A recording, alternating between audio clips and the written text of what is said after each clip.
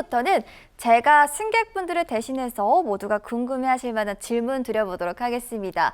자, 제약바이오 이야기 나눠보도록 할게요. 요즘 이쪽 바이오 쪽으로 수급이 좋더라고요.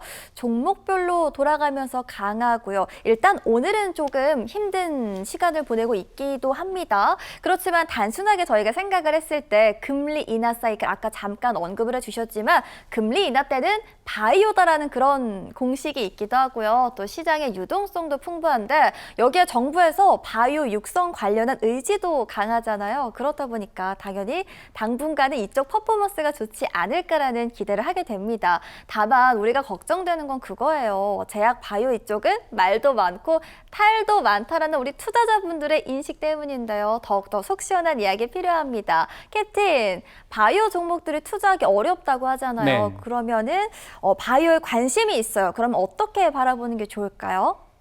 네, 일단은 옥석 가리기가 정말 중요한 업종이 바이오라고 말씀을 드릴 수가 있겠습니다. 잘못 고르면 큰일 날 수 있는 그런 업종인데 사실 제가 증권사 경력을 포함해서 경력이 상당히 오래되는데요. 그 시간들을 겪어가면서 바이오에 대한 투심이 저 개인적인 투심이 상당히 많이 변해 있다는 걸 알 수가 있습니다. 그래서 그 두 부분을 제가 단어를 통해서 설명을 드리도록 할게요. 지금 일단 필기를 해야 되는데 지금 필기가 안 되는 상황이어서 제가 말로만 설명을 드리도록 하겠습니다. 그래서 바이오에 관련돼서 설명을 드리면 일단은 예전에는 단어가 생각나는 단어가 2015년도 이전이에요. 생각나는 단어가 BYE였습니다. 바이. 네. 그래서 내가 잘못 사면 계좌가 망가질 수 있는 빠이빠이 종목이 바이오였다라고 한다면 지금은 BUY, 바이, 사다. 바이, 오케이. 네, 살 수 있는 종목이다. 뭐 이렇게 정리를 해드릴 수가 있겠는데 그 이유에 대해서 설명을 드리면요. 일단은 예전에는 신약 개발에 대한 기대감만 있었던 업종이에요. 그래서 예를 들어서 설명을 드리면 예전에 제가 증권사 근무했을 때 기적의 항암제 천지산이라는 게 있었습니다. 그게 지금 개발만 40년째 하고 있습니다. 그리고 결국에는 법원에서 사기 판결을 내렸고요. 그래서 그런 부분을 보신다고 한다면 종목을 잘못 들어갔었을 때 우리 승객 여러분들이 느낄 불안감이 너무 크기 때문에 바이오는 정말 엄선해야 된다. 그래서 제가 그걸 어떻게 엄선할 수 있는지를 알려드릴 테니까 집중해서 공부하시면서 보셨으면 좋겠습니다. 아셨죠? 자, 그래서 첫 번째 단어를 보시면 이 방송을 오늘 저를 처음 봤다 하신 분들은 생소한 단어가 나왔을 수도 있습니다. 안전벨트라는 단어가 나왔는데요. 자, 이화영 MC. 네. 활주로 기법 공부하셨죠? 예. 활주로 기법에서 안전벨트가 무엇을 의미하나요? 제 기억에는 안전벨트가 재무제표나 이런 기업들이 가지고 있는 성적표를 의미하는 것 같은데 맞을까요? 네, 정확합니다. 일단 우리 오마이 주식의 대표 MC로서의 자격이 충분하네요. 일단 안전벨트는요. 활주로 기법에서 제가 말씀드렸잖아요. 우리가 비행을 하는 데 있어서 안전벨트를 꽉 매고 있으면 잠시 흔들리더라도 안전하게 비행을 즐길 수 있다는 차원에서 안전벨트를 확인하자라고 말씀을 드렸고요. 그것은 기업의 성적표라고 할 수 있는 재무상태표라고 말씀을 드렸습니다. 특히나 바이오 업종의 특성을 설명을 드리면요. 바이오 업종은 처음부터 돈을 버는 기업이 없습니다. 연구 개발을 통해서 신약을 개발해내고 그걸 나중에 시장에 판매한다거나 그 기술을 수출함으로써 수익을 내는 그러한 업종이기 때문에 초반에는 돈을 많이 벌 수 없는 구조예요. 그런데 그렇다고 해도 회사가 돈을 안 가지고 있으면 너무 불안하지 않습니까? 그래서 우리가 확인할 지표가 두 가지 정도가 있어요. 그래서 첫 번째는 매출액이고요. 얼마나 회사가 지금도 뭔가를 팔고 있다라고 한다면 조금 안심이 되잖아요. 그래서 예전에 기술 수출을 했다. 그래서 매출이 들어오고 있다. 뭐 이런 식으로 잡히고 있는 게 있다라거나 두 번째 확인해야 될 부분은 적으세요. 유보율입니다. 유보율. 자, 유보율이 뭐냐면 내가 자본금 대비해서 얼마만큼의 현금 여력이 있는지를 나타내는 것이 유보율이다. 예를 들어 설명을 해드릴게요. 내가 1,000만 원 가지고 가게를 시작했습니다. 바이오 사업을 시작했어요. 근데 지금 1억 가지고 있습니다. 그러면 내가 남아있는 현금이 1억이다라고 한다면 1,000만 원 대비해서 1억이라는 현금이 있으니까 유보율이 1000%. 10배가 있지 않습니까? 그래서 그 유보율을 확인하셔야 된다. 왜냐하면 연구 개발하다가 돈이 딱 떨어져 버리잖아요. 그럼 어떤 일이 일어나는지 제가 이화영 MC와 대화를 나누면서 알려드리도록 하겠습니다. 이화영 MC. 네. 이화영 MC가 500만 원을 어떤 회사에 투자했다고 합시다. 네. 근데 그 회사에서 이렇게 얘기를 하는 거예요. 저 500만 원을 다 써서 지금 돈이 없습니다. 500만 원만 더 투자해 주시겠습니까? 그렇지 않다면 투자를 안 해주시면 저희 회사는 문 닫을 수밖에 없습니다. 이런 얘기를 했을 때 이화영 MC는 500만 원을 더 투자해서 원금을 건지고 싶을까요? 아니면 500만 원 떡 사 먹었다 하고 버릴까요? 제가 그렇게 부자가 아니라서 저였으면 500만 원을 더 투자를 해서 좀 도움을 줄 것 같아요. 맞아요? 이렇게 해도 괜찮은 거예요? 맞습니다. 그런 과정이 바로 네. 유상증자라는 거예요. 오. 주식시장에서 유상증자 많이 들어보셨지 않습니까? 지금 이 대화에 나오는 내용이 유상증자입니다. 그럼 회사가 돈이 떨어지면 그렇게 주주들한테 손을 벌린단 말이죠. 그렇기 때문에 주가는 떨어질 수밖에 없고요. 그러한 부분을 피하기 위해서 우리가 유보율을 꼭 확인해야 된다. 이 부분을 제가 강조해 드리고 싶어서 이러한 대화를 나눴습니다. 아셨죠? 그래서 일단 첫 번째 정리해 드리면 이 바이오 기업이 일단 매출을 내고 있는지를 확인을 하셔야 되고요. 매출이 없다라고 하면 조금 불안한 거예요. 그래서 매출이 빵으로 잡히는 기업은, 0으로 잡히는 기업은 조금 패스하시면 좋겠고요. 오히려 매출이 좀 나고 있고, 그리고 유보율이 적당히 있는, 제 기준으로는 적어도 한 1500% 이상은 있어야 조금 탄탄하다라고 말씀을 드릴 수가 있겠는데, 그런 기준을 미리 세워 놓으시고, 재무상태표를 미리 확인하시고, 들어가시는 전략을 말씀드리도록 하겠습니다. 이게 옥석 가리기의 첫 번째 스텝입니다. 근데 옥석 가리기가 좋은 걸 골라내기도 하지만 안 좋은 걸 걸러내는 역할도 있잖아요. 이거는 안 좋은 걸 미리 걸러내는 역할을 한다. 그래서 우리가 망하지 않을 기업을 골라내기 위해서는 일단은 돈이 많이 있는, 그리고 현금 여력이 많이 있는 기업을 골라내는 게 첫 번째 스텝이라는 거 알아두시고 두 번째로 넘어가도록 하겠습니다. 자, 두 번째 제가 써놨습니다.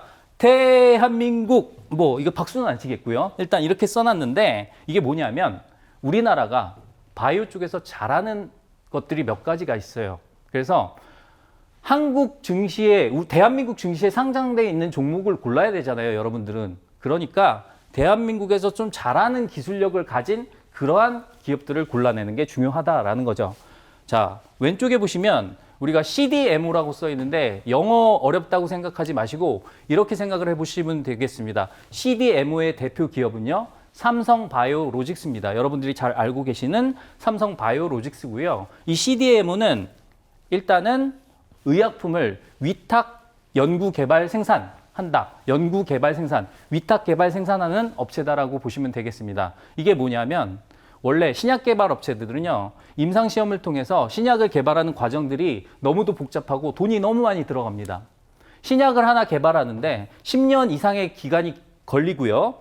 조 단위의 투자금이 들어가다 보니까 다른 만들어내고 할 시간이 없어요. 그래서 이 의약품에 관련된, 예를 들어서 임상시험에 들어가는 의약품이라든가 아니면 나중에 상용화 됐을 때 모든 것들을 생산해내는 걸 남들한테 맡긴단 말이죠. 그리고 연구개발도 일부 위탁할 수가 있습니다. 그러한 회사들이 CDMO인데 우리나라가 그걸 잘하는 이유는요, 딱 하나밖에 없습니다. 반도체를 잘 만들기 때문이에요. 생각해 보세요.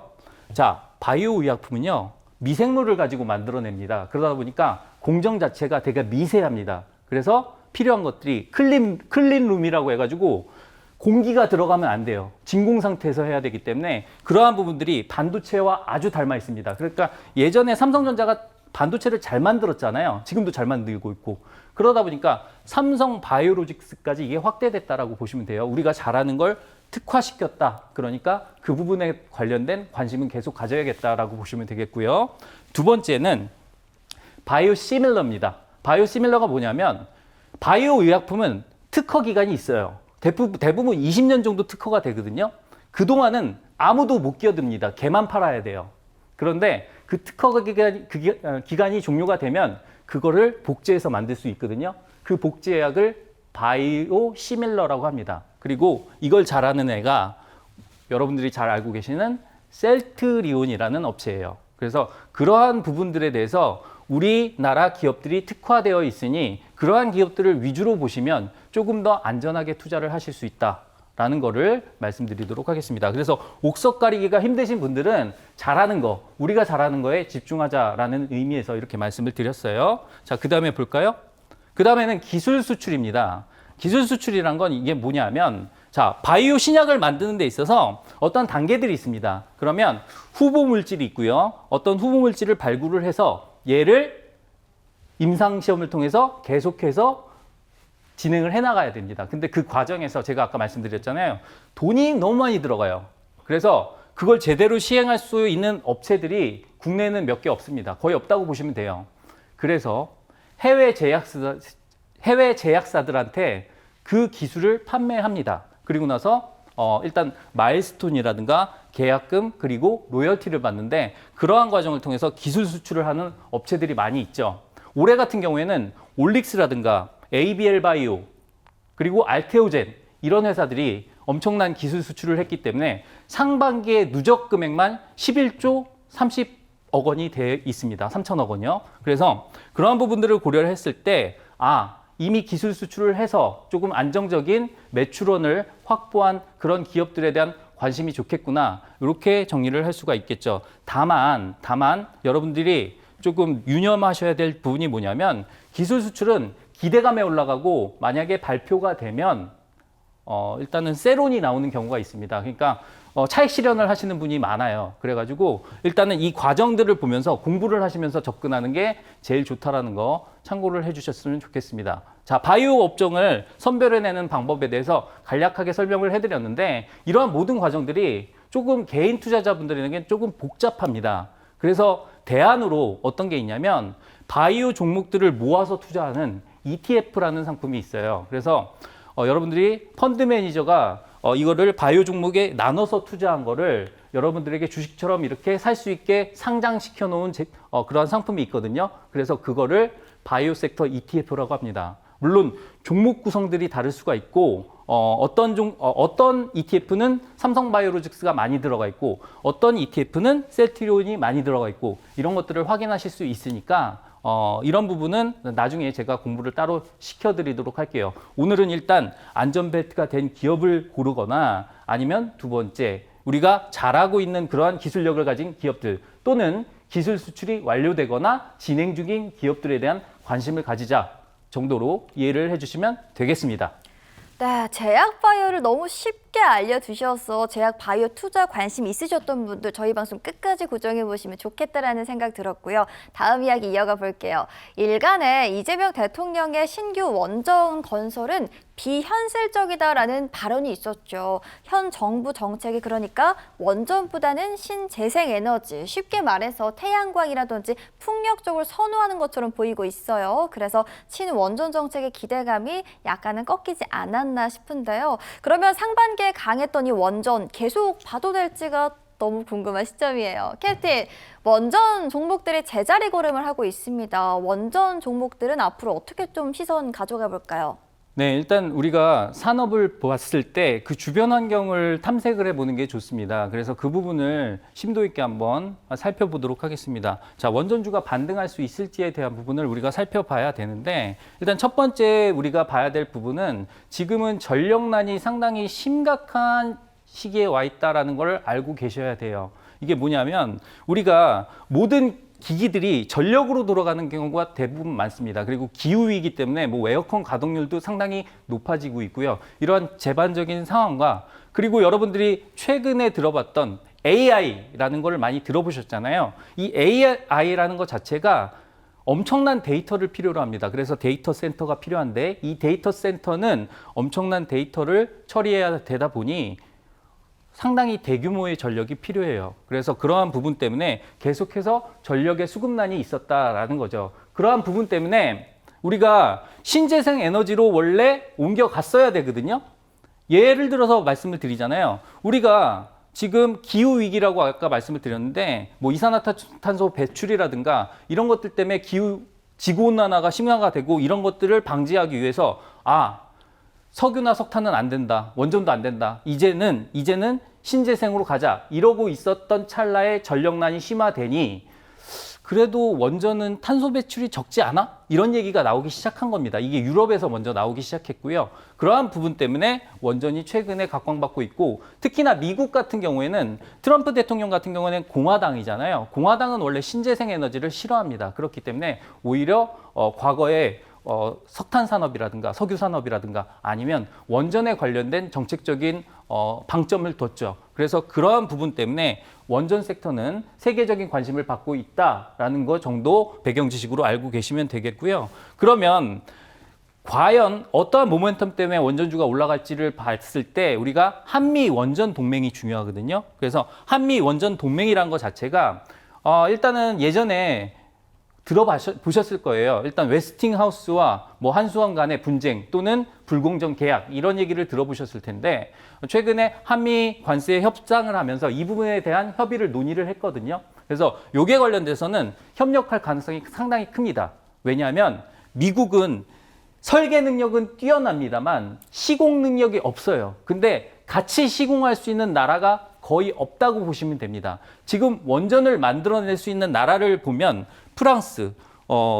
프랑스하고 중국, 러시아, 그 다음에 미국, 한국 이렇게밖에 없습니다. 근데 프랑스는 땡깡부리죠. 그러니까 제외. 그리고 중국하고 러시아한테 못 맡기죠. 그럼 누구 남습니까? 한국밖에 안 남아요. 그래서 그런 부분에서 우리가 봐야 된다라고 말씀을 드릴 수가 있겠죠. 자, 그러면 그렇게 봤을 때 우리가 최근 이재명 정부에서 원전보다는 신재생 아니야? 이런 식의 얘기가 나오고는 있습니다만 사실 국내 모멘텀이 크지 않습니다. 원전은 시장이 해외가 더 크고 SMR이라든가 그러한 신기술에 관련된 그러한 모멘텀이 있기 때문에 계속 봐야 된다.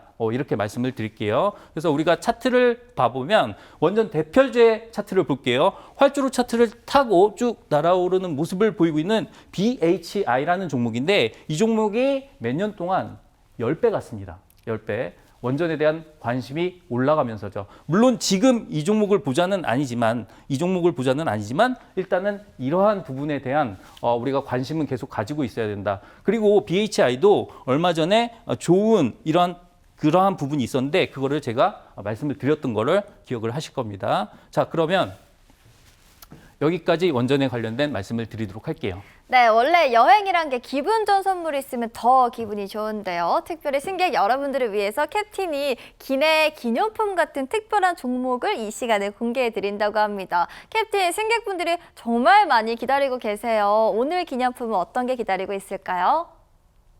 네, 일단 오늘 제가 정말 답답한 게 지금 필기가 안 되고 있었기 때문에 시청자 여러분들, 승객 여러분들께 정말 죄송한 마음입니다. 제가 글씨를 너무 잘 쓰기 때문에 필기를 해야 좀 재밌는데 지금 필기가 안 나고 있는 상태에서 말로 전달을 해드리다 보니까 조금 부족한 부분이 있을 수 있습니다. 그 부분은 이따가 교육 시간에 보충을 하도록 하겠고요. 지금 이 기념품 같은 경우에는요.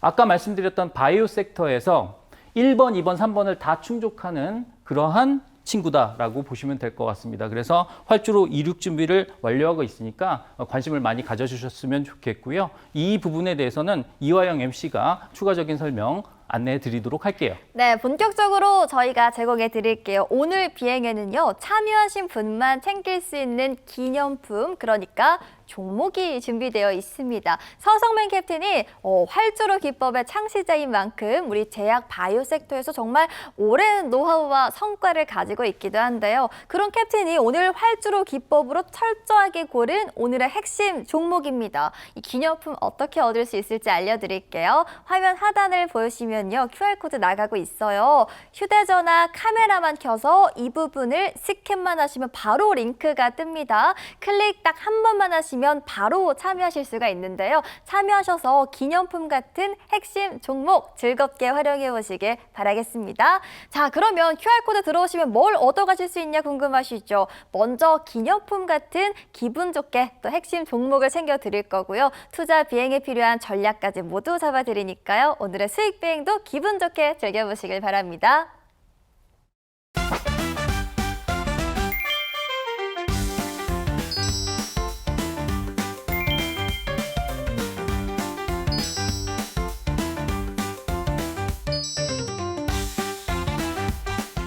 안전한 투자 비행을 책임질 저는 서성민 기장입니다.